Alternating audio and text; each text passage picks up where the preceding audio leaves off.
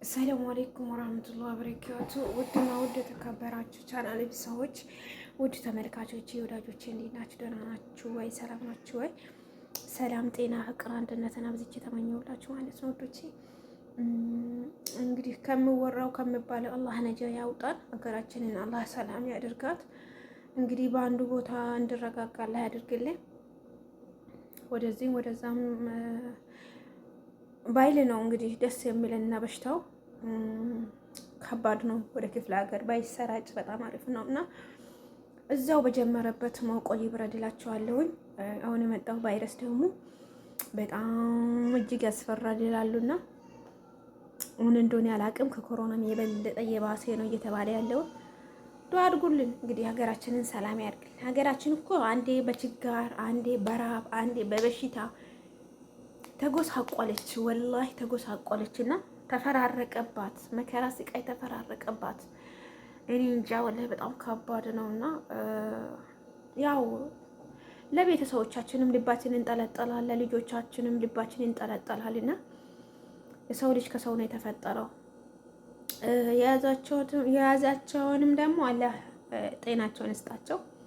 የሞቱትም ደግሞ በዚህ በሽታ ምክንያት ሞቱት ሙስሊም ከሆኑ የጀነት ይበላቸው፣ ክርስቲያን ከሆኑ ደግሞ ነፍስ ይማር እንላለን እና በጣም እያስፈራ ነው እያሉ ያሉት። ከኮሮና የባሰ በሽታ ነው እያሉ ያሉት። እንግዲህ እንደ ሰው አይደለም፣ አላህ ቀለል ያደርገዋል ሁሉን ነገር እና የሰው አፍ ሁሉን ነገር ያሞቃል እና እንደሚባለው ያደርገው ነው። እንደሚባለው ከሆነ ግን ከኮሮና የበለጠ ነው፣ ኃይለኛ በሽታ ነው ምናምን ነው የሚባለው። ውስጥ በአንድ ቦታማ ባይተላለፍ በጣም አሪፍ ነው። እንግዲህ አሁን ጂንካ ከተማ ነው የሚባለው። ጂንካ ከተማዎች አሁን እና ቤቲ ዩቲዩበሮች አሉ፣ ግን እያወሩ እኔ አልሰማሁም። ጂንካ ከተማ ነው ቤቲ ያለችው እና ሲታወራ አልሰማሁም ማለት ነው ወዶቼ። እና ሰላሙን ያምጣው እንግዲህ ዞሮ ዞሮ እንዳመጣው አላህ ያንሳው እና ያኔ ዶክተሮች መርምሮ ምናምኑን አውቆታል እያሉ ነው። እንደውም ጂንካ ከተማ የሚሰራ አንድ ዶክተር ከስራው ተባሯል እየተባለ ነው እና ለምን ነገሩን አወጣ? ለምን እኔ እንጃ።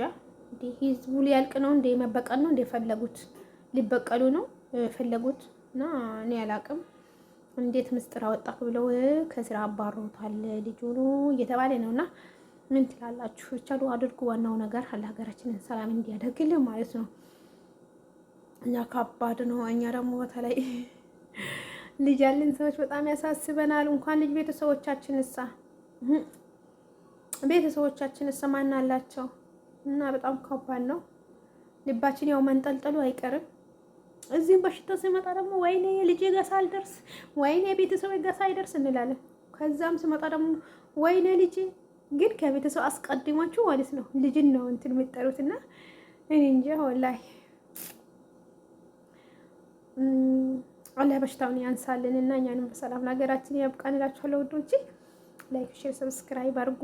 አይኔ ደግሞ ይነሳባታል በየጊዜ ታለቅሳለች ዝም ብላ ማለት ነው። ምን እንደሆነ አላውቅም፣ ዝም ብሎ ያለቅሳል ማለት ነው እና አይኔ ይሄ ቀኙ አይኔ ወባ አለብኝ ድሮ ሀገር እያለው ማለት ነው። ተፈንት ወጣለች ተጎልግላለች እናንተ እና ወባ ነበረብኝ ሀገር እያለው ማለት ነው። ከዛ ይሄ ጤነኛ ነው ይሄ አያለቅስም ሲለው እሱም ያለቅሳል። ግን ይበልጥ እቺ ናት በየጊዜው የምታለቅስብኝ ማለት ነው። ማለት ድርቀት ሲኖርብኝ ይመስለኛል። ድርቀት ሲመጣብኝ ወባ አለብኝ ባይዘው ወይ የሀገር ወባ ማለት ነው። ግን እሱ ሲነሳብኝ ነው መሰለኝ እንዴ ታለቅሳለች ዝም ብላ አንዳንዴ ማለት ነው። ምጭ ትላለች። እኛ ሁለቱም ዱአ አድርጉ ለሀገራችን የሚባለው የሚወራውን አላህ ነጃ ያርግልን፣ እሱ ያሬቅልን እላችኋለሁ እናንተ።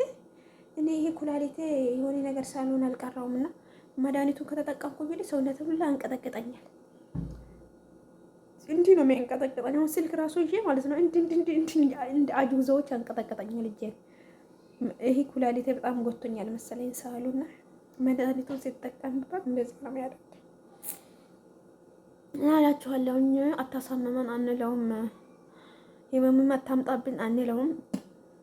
ዱአ አድርጉላችሁም ለሀገራችን እላችኋለሁ ውዶች። ላይክ፣ ሼር፣ ሰብስክራይብ እያደረጋችሁ አበረታቱኝ። ሀገር እስከምገባ ሰፖርት አድርጉኝ። ምን ችግር አለው? ዱዓ አድርጉ ለሀገራችን። አላህ ሀገራችንን ሰላም አማን ያርግልን።